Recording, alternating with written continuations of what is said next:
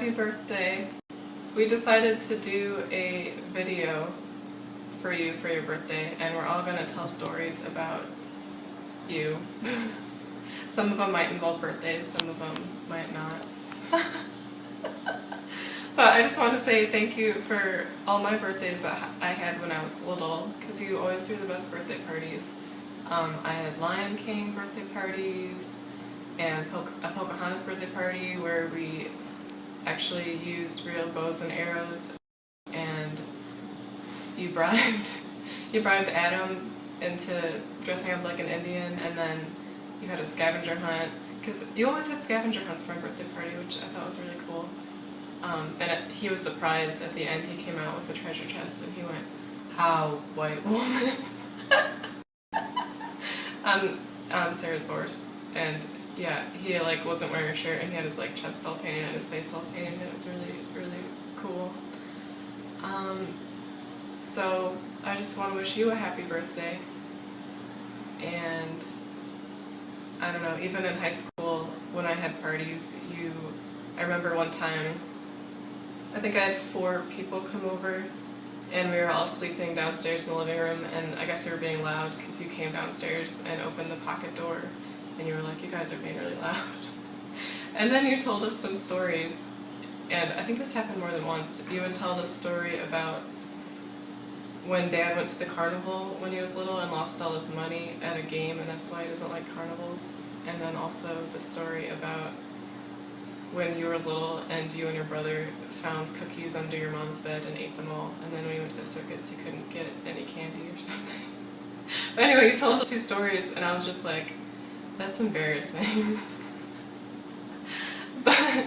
But then later one of my friends mentioned it, and they were like, your mom's so cool, those are cool stories, and I was like, I know.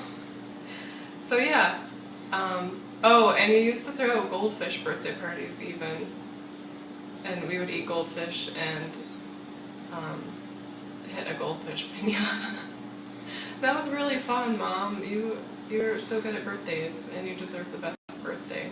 So here are our videos, and happy birthday. Clint, do you want to wish her a happy birthday? Yeah, happy birthday from the man behind the camera. Well, hi, Rita. Yeah, it's me. I guess I have to make a disclaimer for this video, since this is the first video I've ever made.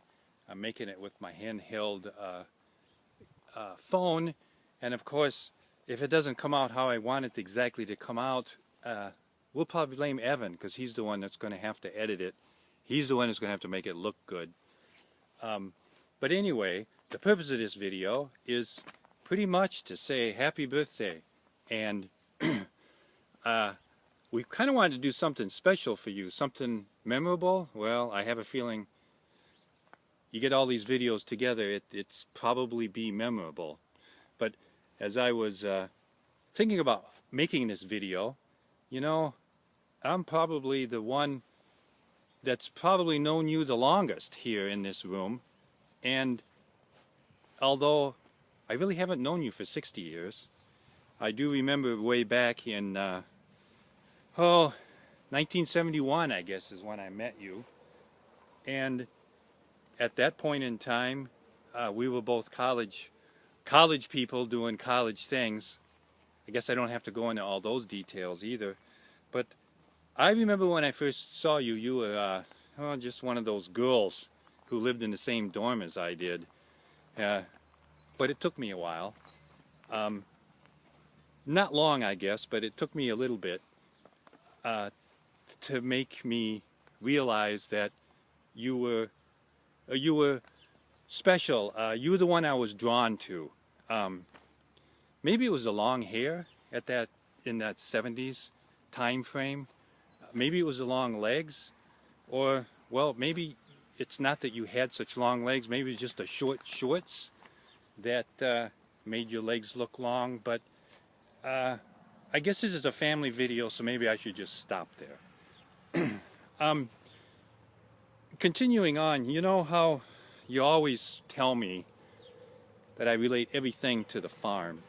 Well, that's kind of how life is here on the farm. If you notice, if you notice in the background, I got a bug biting me.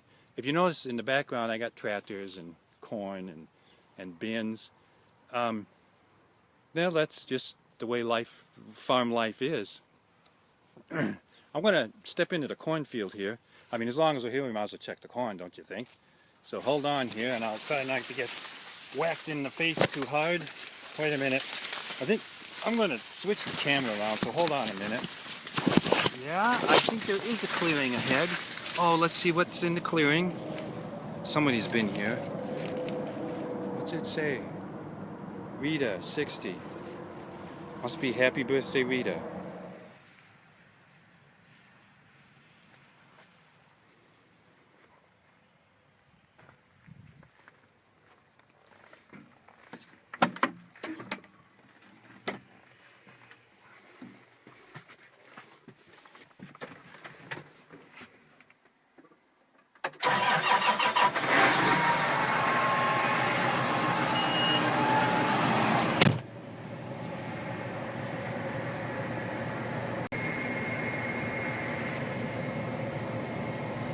Okay, I'm turning the camera back around. For some reason I get sidetracked all the time. I'm not sure why, but this is a typical busy day in a farmer's life. But we'll fire it up here and move along, and we can do two things at once, I think. Don't you think? So we'll kind of take a drive back to the interstate, see what's going on. I'm trying to remember where I was in the story. Hopefully this is coming out, but we'll find out. Well, I do want to share a couple stories I have from, well, I don't know if it's from long ago, but from a while ago. And that is, I remember bringing this girl home to Tonica for the very first time. I bet you remember it too. I did remember to call my mom and warn her. At that time, she already had a house full. I believe Dennis and Pam were staying there, as he had graduated and was looking for a job. And in the course of the conversation, my mom said, well, is this a special friend? And I said, well, yeah, I think she's a special friend. And she says, oh, this is a female. I said, yeah, it's a female. And so that's how my mom was kind of introduced to you. That first time home in Tonica, I think you got stuck sleeping downstairs. It really wasn't too private. You slept in a pull-out couch, and I believe Mom came down to make breakfast at a normal time, which, boy, I don't know, 5 or 5:30. The reason I don't know is I was upstairs sleeping, getting my rest. So that was about the first time you were in Tonica. I remember a couple times bringing you back to Tonica. One of them, we actually went for a tractor ride. I remember driving down the lane with you in tow, and this had to have been the old 4020, I guess, and which in those days they didn't have a buddy seat, but you were kind of sitting on the edge of the seat, or probably the fender at that time. And I remember letting you take control of the wheel, and that really didn't seem to stop you from liking farm life. It was memorable for me. I suppose it was for you too. A couple other times, one other time in particular, it may have been the same visit. This time you got to sleep upstairs. I believe it was in Dwayne's room, and they had bunk beds in the room, and one of Dwayne's pride and joys were a chime clock that went bong, bong, and it did this every 30 minutes. He had worked on it and actually got it to running, and he was pretty proud of it. So the clock was running. I think that night, every 30 minutes, you woke up, and in the morning I found out that stupid clock had been bonging all night, and of course I suppose I was so used to it I really didn't pay any attention to it. but I think we stayed another night and we shut the clock off. So, with these experiences that you had coming back to the farm, none of them seemed to scare you away. It seemed like you were still interested in farm life. Well, I guess one last story, and this was right after we got married. I'm going to have to take a break here because I'm going to have to turn the tractor on, so hold on a minute. Okay, I'm back. I was talking about getting married, and yes, you did agree that you would marry me and become a farm wife. Actually, you were excited about becoming a farm wife. I remember coming back after we were married.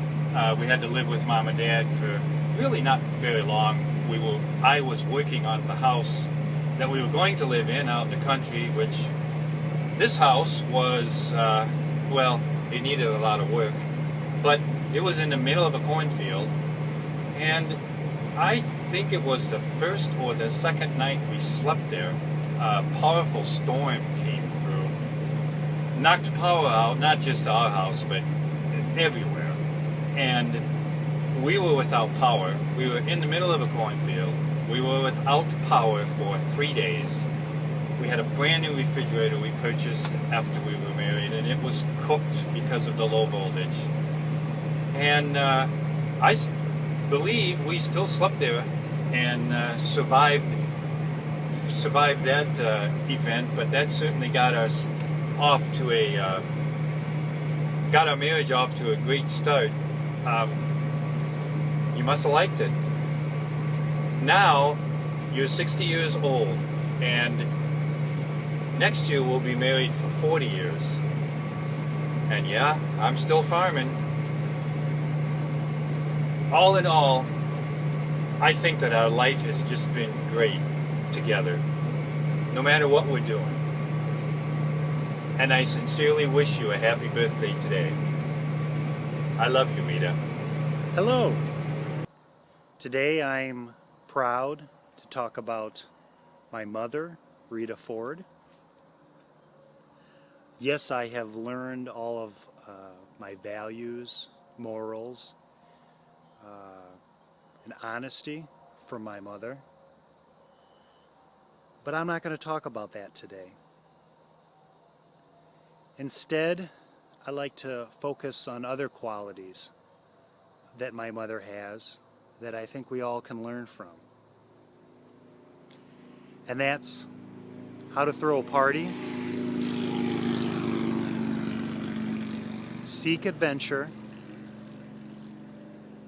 and strive to live our lives like a saint. My mother knows how to host a party.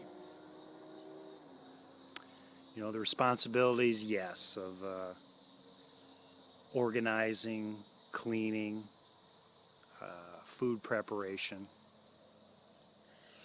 is what one might first think of throwing a party. But what I've come to understand is that it's much more than that.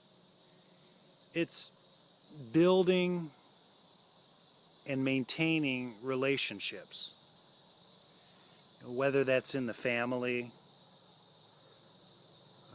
the neighbors, or church.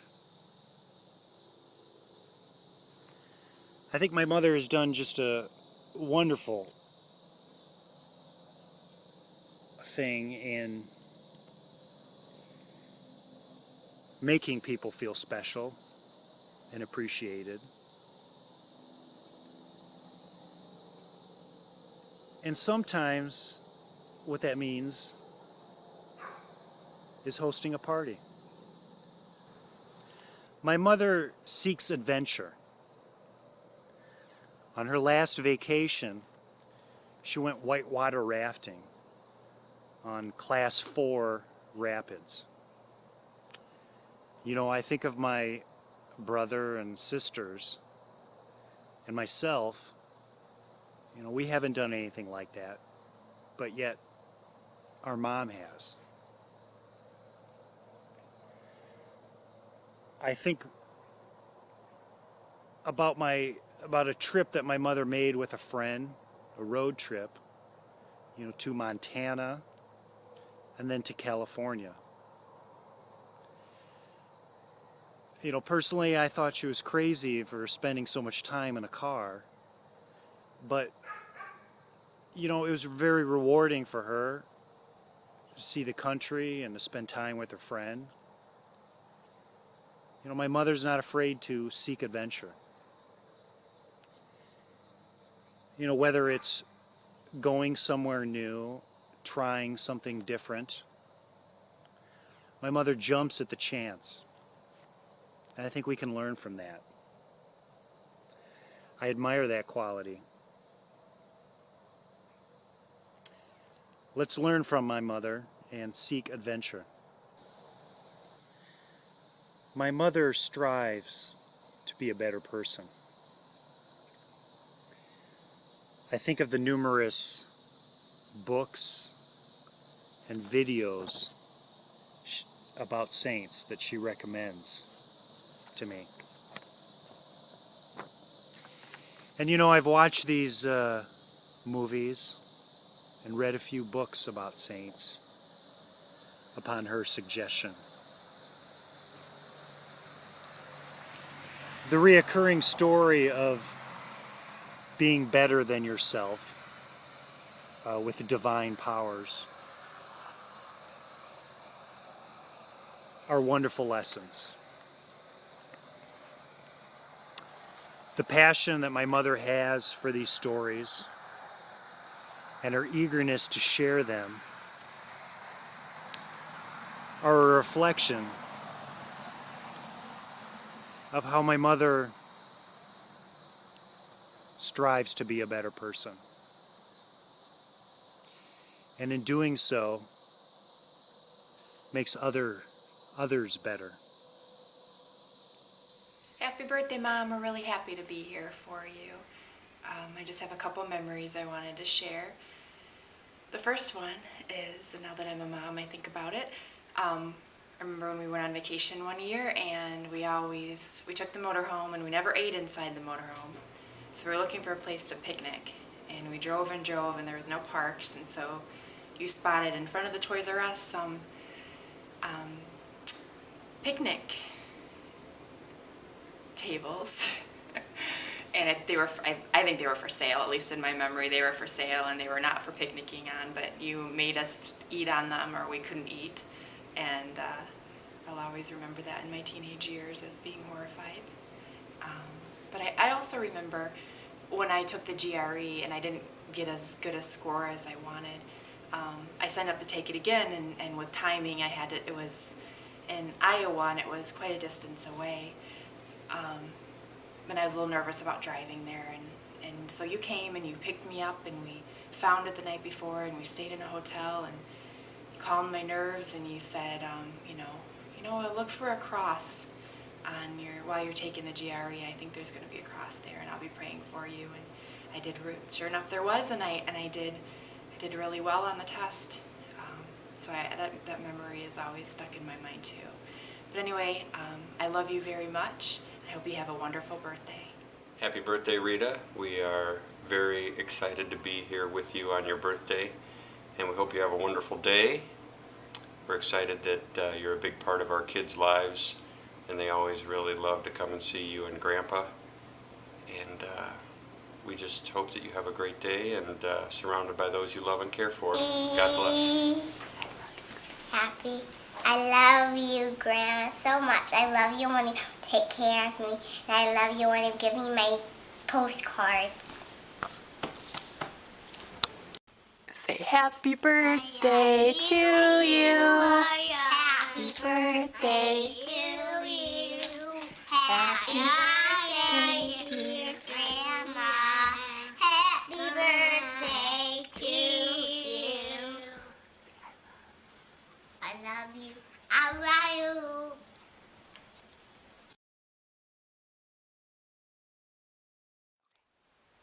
Happy birthday, Grandma. Happy birthday, Grandma.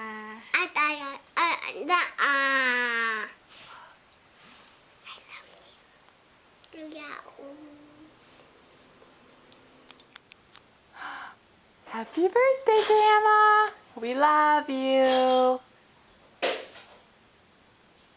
Mary says happy birthday. Happy birthday, Mom! You deserve a wonderful, wonderful day, and thank you for being a wonderful mom. One of my favorite childhood memories would definitely be the birthday parties that you would throw for us. One of my favorite things were the scavenger hunts that you would make, and you'd hide things all over the house, little clues, or you would hide things outside even. And even if it wasn't a birthday party, even if I just had like one friend over, you would make the best scavenger hunts ever.